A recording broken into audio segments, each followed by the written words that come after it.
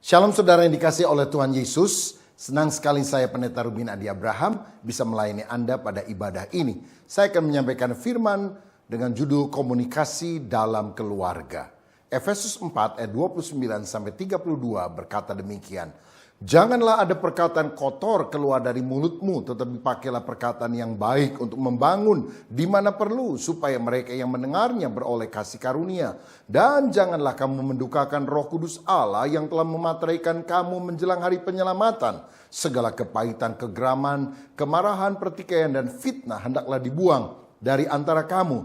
Demikian pula segala kejahatan. Tetapi hendaklah kamu ramah seorang terhadap yang lain, penuh kasih mesra dan saling mengampuni, sebagaimana Allah di dalam Kristus telah mengampuni kamu. Saudara sekalian, ada 3 hal perihal komunikasi yang saya mau bagikan kepada saudara pada hari ini. Yang pertama, pentingnya komunikasi. Beberapa hari yang lalu kita mendengar berita yang mengejutkan, seorang terkaya di dunia, Bill Gates, bercerai dengan istrinya Melinda, walaupun mereka sudah menikah selama 27 tahun. Tetapi sebetulnya hal semacam ini sangat banyak terjadi di dunia. Cuma karena Bill dan Melinda Gates itu kaya raya, jadi dunia seperti tersentak. Iblis sedang berusaha menghancurkan banyak rumah tangga. Angka perceraian di mana-mana makin hari makin meningkat.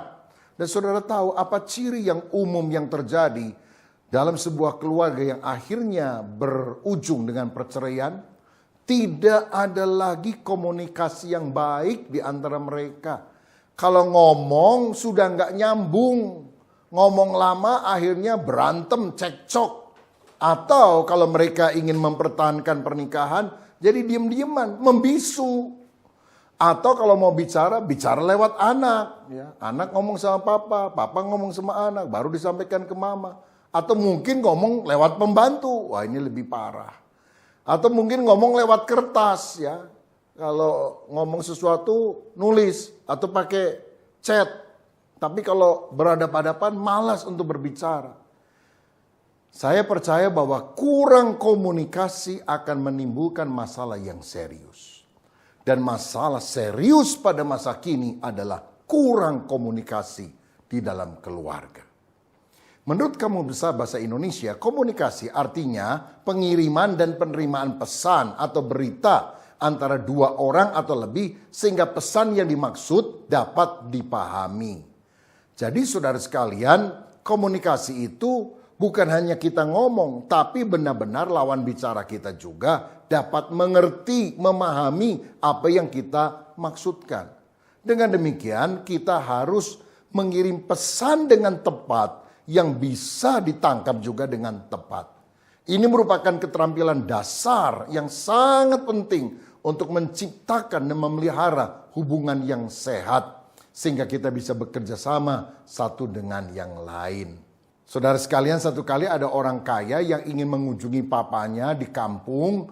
Tetapi dia mengirimkan terlebih dahulu hadiah untuk papanya yang sudah lanjut usia. Seekor burung beo yang mahal sekali, harganya 70 juta.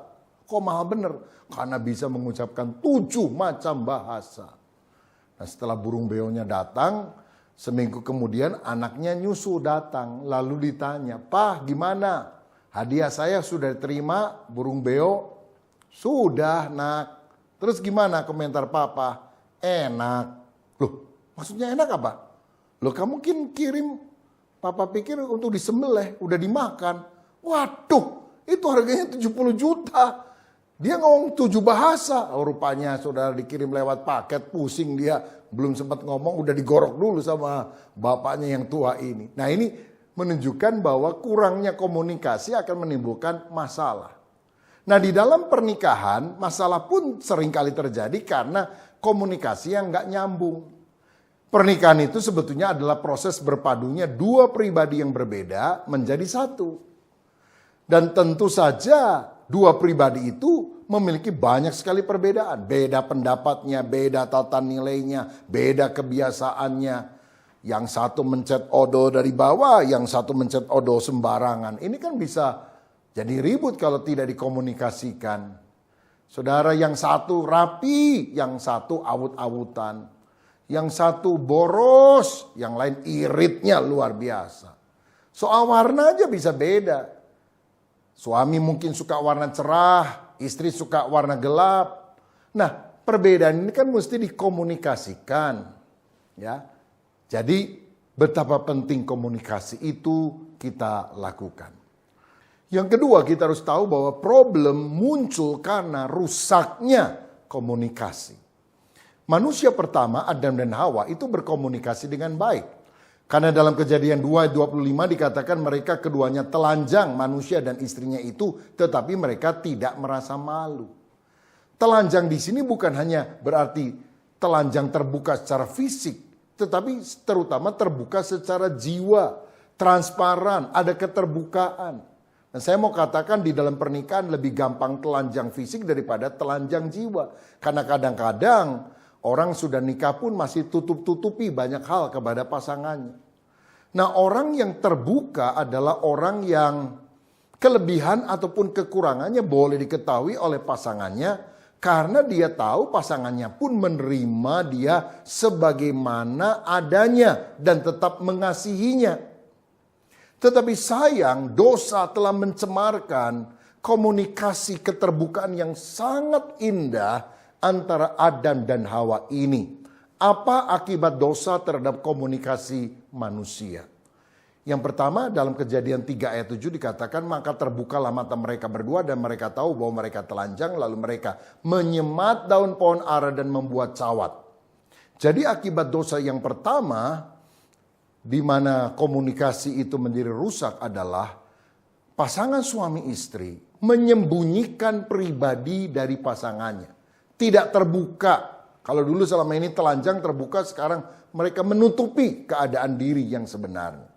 Yang kedua, Kejadian 3:8 ketika mereka mendengar bunyi langkah Tuhan Allah yang berjalan-jalan dalam taman itu pada waktu hari sejuk bersembunyilah manusia dan istrinya itu terhadap Tuhan Allah di antara pohon-pohon dalam taman. Nah, selama ini mereka kan komunikasi terbuka sama Tuhan, komunikasi terbuka kepada pasangannya. Sekarang lagi Tuhan jalan di taman, mereka bersembunyi, artinya mereka diam, tidak bicara kepada Tuhan, tidak bicara kepada pasangannya. Ini akibat dosa, saudara-saudara. Dosa merusak komunikasi. Yang ketiga, akibat buruk komunikasi karena dosa, dicatat di Kejadian 3:12. Manusia itu menjawab, perempuan yang kau tempatkan di sisiku, dialah yang memberi dari buah pohon itu kepadaku, maka ku makan. Lah, lihat. Selama ini Adam dan Hawa saling mendukung, saling melengkapi. Sekarang malah menyalahkan. Tuh, gara-gara perempuan yang kamu kasih Tuhan, makanya aku makan buah itu. Lalu perempuan waktu ditegur, memang kamu makan buahnya? Ini ular Tuhan, gara-gara ular maka aku makan. Saling menyalahkan suami, istri, orang tua, anak, mentua, menantu. Itu terjadi akibat dosa. Yang keempat, Kejadian 4 ayat 9. Firman Tuhan kepada Kain, di manakah Habel adikmu itu? Jawabnya, aku tidak tahu apakah aku penjaga adikku. Nah, gara-gara dosa, maka komunikasi tidak lagi diwarnai dengan kejujuran, ketulusan. Tapi bohong, penuh tipu daya. Pura-pura aja Habil nggak tahu tempatnya, pada dia baru membunuhnya. Jadi dosa merupakan dinding pemisah antara suami dan istri, orang tua dan anak kita dengan orang-orang yang lain. Dan orang yang hidup di dalam dosa, komunikasinya akan buruk. Sedangkan kalau kita hidup di dalam kekudusan, ketaatan akan firman, komunikasi akan baik. Baik dengan Tuhan dan semestinya juga dengan sesama. Nah, pertanyaannya sekarang, mengapa kita tidak berkomunikasi dengan baik dalam keluarga kita, di tempat kerja kita, bahkan di gereja di mana kita beribadah dan melayani? Kenapa kita tidak bisa berkomunikasi? Yang pertama, mengungkapkannya sulit. Sulit ngomong, nggak bisa ngomong. Ayo Bu, masalahnya apa? Cuma nangis saja. Karena merasa tidak bisa mengungkapkan melalui kata-kata. Yang kedua, kita tidak berkomunikasi karena merasa percuma. Percuma lah ngomong juga, nggak ada hasilnya. Saya udah berkali-kali ngomong, tetap gini aja. Malah tidak akan tambah baik. Sebetulnya ini salah. Kita harus menyediakan waktu untuk berkomunikasi terbuka, sehingga masing-masing tahu isi hatinya dan mengharapkan solusi.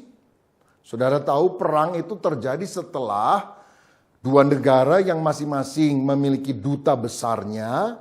Karena sudah tidak ada kecocokan lagi, duta besarnya dipanggil, komunikasi terputus, perang. Nah, karena itu perlu ada perantara, mungkin itu konselor, mungkin itu psikiater, atau hamba Tuhan, atau seorang rohaniwan yang mendampingi saudara supaya maunya istri apa, maunya suami apa, coba disepakati bersama, jangan merasa percuma. Yang ketiga, mengapa kita tidak bisa berkomunikasi dengan baik? Karena kita menghindari keributan. Sehingga kita malas untuk mengemukakan. Udahlah, jangan dibahas. Daripada ribut, nanti ujungnya ribut. Udah diem aja lah.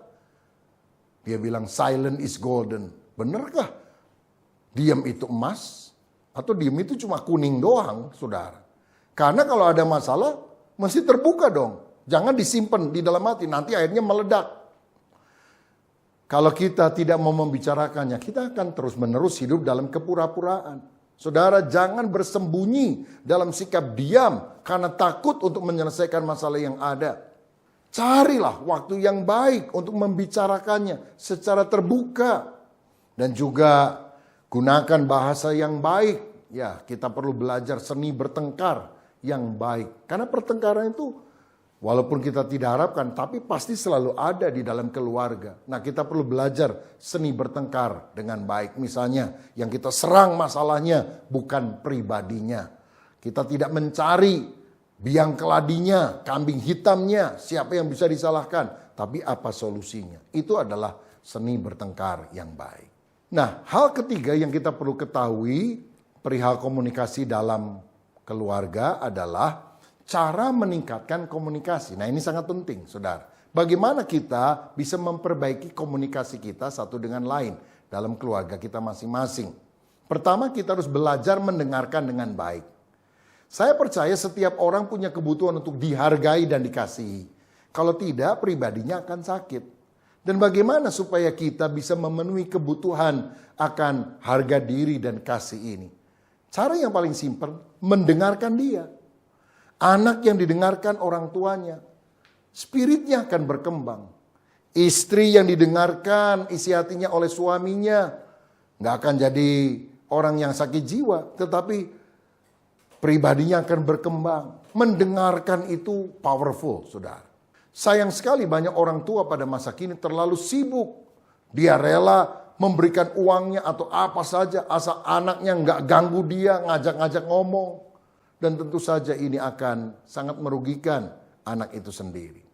Belajar mendengarkan dengan baik. Nah, mendengarkan, to listen, beda daripada hanya mendengar, to hear.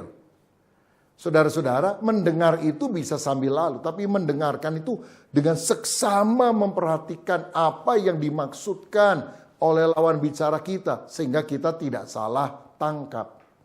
Kita perlu minta kepada Tuhan untuk kita bisa memiliki telinga yang dapat mendengarkan. Sediakanlah waktu untuk mendengar orang lain. Pusatkan perhatian, taruh koran, mata jangan terarah kepada televisi tetapi kepada lawan bicara kita. Arahkan posisi tubuh kita kepadanya. Tinggalkan kesibukan kita yang lain. Lalu beri tanggapan terbuka. Artinya bukan, ya tidak, tapi maksud kamu begini ya. Saudara memberikan tanggapan terbuka supaya apa yang dia omong saudara simpulkan dan kesimpulanmu itu benar. Lalu saudara mulai memberikan respon. Saudara sekalian, banyak orang berpikir bahwa mendengar itu cuma sesuatu yang pasif, cuma diam doang. Tapi ternyata keliru. Mendengar itu adalah sesuatu yang aktif. Kita harus melakukan banyak hal untuk dapat mengerti apa yang dimaksudkan oleh lawan bicara kita. Ini adalah seni yang harus dipelajari karena membutuhkan konsentrasi tinggi untuk bisa memahami orang lain. Masalahnya kita lebih suka bicara daripada mendengarkan. Bahkan ketika orang lain sedang berbicara kepada kita, kita tidak memperhatikan apa yang dia ucapkan. Kita hanya memikirkan jawaban apa yang kita akan sampaikan kepada dia. Kalau dia sudah berhenti bicara. Apalagi kalau beradu argumentasi, lagi ribut. Waduh, makin kita hanya memikirkan satu arah apa yang kita bicara kepada dia. Bukan apa yang dia sampaikan kepada kita. Padahal di dalam Yakobus 1 ayat 19 dikatakan, hai saudara-saudara yang kukasihi, ingatlah hal ini, setiap orang hendaklah cepat untuk mendengar, tetapi lambat untuk berkata-kata dan juga lambat untuk marah. Kenapa Tuhan memberikan kepada kita 2 telinga dan 1 mulut? Saya percaya supaya kita lebih banyak mendengar daripada berbicara. Saya pernah membaca kisah ada seorang mahasiswa di Amerika Serikat, jurusan psikologi, yang hampir putus sekolah karena tidak punya uang untuk membiayai studinya. Tetapi dengan sedikit uang tersisa, dia menulis dengan biaya murah iklan baris di sebuah koran yang isinya, saya menerima layanan mendengarkan. Siapa yang punya masalah, silakan datang, saya akan dengarkan. Dan biayanya 1 jam $20. Ternyata banyak orang datang, saudara. Terutama orang-orang tua yang sudah tidak pernah didengarkan lagi oleh anaknya, oleh cucunya, oleh orang-orang di sekitar. Waduh, mereka sharing, ngobrol. Nah, orang ini cuma selanjutnya terus modalnya apa? Kursi 2, meja 1, tisu. Karena orang yang lagi ngomong, suka nangis. Tapi saudara tahu, setelah selesai 1 jam, banyak orang merasa lega sekali. Padahal mahasiswa ini tidak memberikan petua atau jawaban apapun. Dia hanya mendengarkan orang-orang itu saja. Dan memang kebutuhannya bukan untuk diceramai, dikhotbahin. Kebutuhan mereka adalah untuk didengarkan. Kalau saudara suka mendengarkan orang lain, keluargamu, saudara akan menjadi orang kesayangan, orang yang paling favorit bagi dirinya. Itu sebabnya mari kita belajar mendengarkan dengan baik. Dan yang kedua, yang terakhir, kita harus belajar berbicara dengan bijaksana. Nah, untuk berbicara ini ada 2 hal yang kita juga perlu pahami. Yang pertama, menyangkut kuantitasnya, kuantitas komunikasi. Yang kedua, kualitas. Nah, untuk kuantitas ini kita harus menyediakan waktu setiap hari bercakap-cakap dengan pasangan kita, dengan anggota keluarga kita, dengan anak kita atau orang tua kita. Herannya kalau lagi pacaran gak usah disuruh, ngomong aja rasanya tidak ada lelahnya. Semua ada idenya, ngomong panjang lebar. Tapi kalau udah kawin, waduh ini harus diusahakan. Apalagi kalau kita sudah lelah pulang ke rumah, inginnya diem. Terutama bagi orang yang pekerjaannya banyak bicara, salesman misalnya. Atau orang yang sering memberikan seminar, penataran, termasuk pendeta, saudara. Ini kita harus usahakan berbicara di dalam keluarga atau masalah akan muncul di dalam kehidupan kita. Dan saudara perlu tahu bahwa kebutuhan bicara wanita itu selalu lebih banyak dari kebutuhan bicara pria. Sebab gerakan mulut bayi wanita dari sejak lahir itu lebih banyak dari gerakan mulut bayi laki-laki. Nah, ada sebuah riset di New York yang mengatakan bahwa istri itu punya kebutuhan bicara dengan suaminya sekitar 45-60 menit setiap hari. Masalah muncul karena suami merasa cukup berkomunikasi dengan istrinya 15-20 menit saja setiap minggu, saudara. Lah kan masalah muncul nih. Ada sebuah riset di Praha, Ceko, pendeta mengucapkan rata-rata 3.420 kata per hari. Kalau dia tidak sedang khotbah. Prajurit di asrama mengucapkan 7.420 kata. Pelajar mengucapkan 8.760 kata. Tapi istri mengucapkan 15.300 kata. Bayangkan. Tapi jangan ketawa dulu. Karena rekor dipecahkan oleh ibu mertua. 19.800 kata. Dan saudara tahu istri dan ibu mertua kan sama-sama wanita. Karena itu mari kita menyediakan waktu untuk kuantitas komunikasi, terutama kalau lawan bicara kita adalah wanita, mungkin istri atau anak perempuan dan yang lain. Dan berikutnya adalah kualitas komunikasi. Saudara, kita perlu bicara, tapi bicara dengan bijaksana. Jangan cuma banyak bicara, malah yang akhirnya menimbulkan keributan. Perkataan kita itu sangat berkuasa. Amsal 18 ayat 21 berkata, hidup dan mati dikuasai lidah, siapa suka menggemakannya akan memakan buahnya. Amsal 12 ayat 18 juga berkata, ada orang yang lancang mulutnya seperti tikaman pedang, tetapi lidah orang bijak mendatangkan kesembuhan. Betapa pentingnya kita mengendalikan lidah kita. Apakah membawa hal yang baik ataukah hal yang buruk, itu semua ditentukan oleh ucapan kita. Menjinakkan lidah berarti seperti mengendalikan sesuatu yang membuatnya berguna dan menguntungkan. Misalnya air kalau tidak terkendali menjadi banjir bandang yang akan menghancurkan banyak rumah. Tapi kalau dikendalikan dalam sebuah bendungan, itu bisa mengaliri sawah dan ladang, menyuburkan tanaman. Saudara tahu kenapa komunikasi itu buruk? Karena itu diakibatkan oleh pembicaraan yang tajam, yang cerewet, yang menghakimi. Amsal 25 ayat 24 berkata, lebih baik tinggal pada sudut soto rumah daripada diam serumah dengan perempuan yang suka bertengkar. Jadi daripada udah naik ke atas genteng lah kira-kira. Tapi soto rumah pada masa kini bukan di atap rumah. Banyak orang bersembunyi di tempat kerjanya nggak pulang-pulang. Atau di jalan raya. Atau di kafe. Atau di rumah temennya. Saudara, kita harus belajar memiliki kata-kata yang membangun. Jangan mengejek dan meremehkan. Apalagi menyinggung-nyinggung anggota keluarga yang lain. Tolol ya kamu seperti ibumu. Mengungkit masa lalu. Wah, ribut besar akan terjadi.